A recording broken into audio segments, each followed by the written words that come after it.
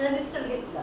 रजिस्टरचं खाली जे राहते की नाही वह्या वगैरे जुन्या असतात त्या वह्या आणि त्याच्यावर काय केलं आपला जो जुना नकाशा असतो आपल्याला पृथ्वी तयार करायची की नाही तर या पद्धतीने जुना नकाशा घेतला. जगाचा नकाशा. कशाचा नकाशा आहे हा? जगाचा नकाशा. तर बस त्याला गोल केलं आणि हा भाग काय केला चिपकून दिला.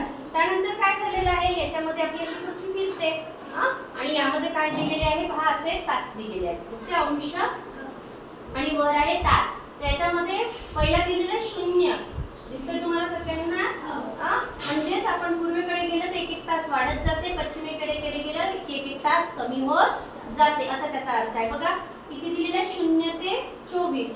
0 ते 24 म्हणजे 0 पासून जर चालू झालं तर 24 पर्यंत आपला 1 दिवस कंप्लीट होतो. 1 दिवस कंप्लीट होतो. मग आता आपला भारत दिसतोय का तुम्हाला? हा बघा भारत आहे. दिसला?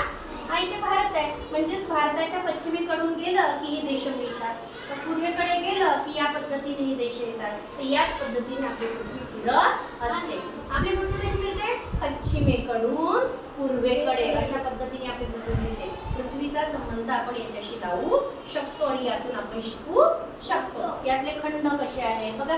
खंडाचा भाग, त्यानंतर इकडे देशाचा भाग हा आशिया खंड आहे.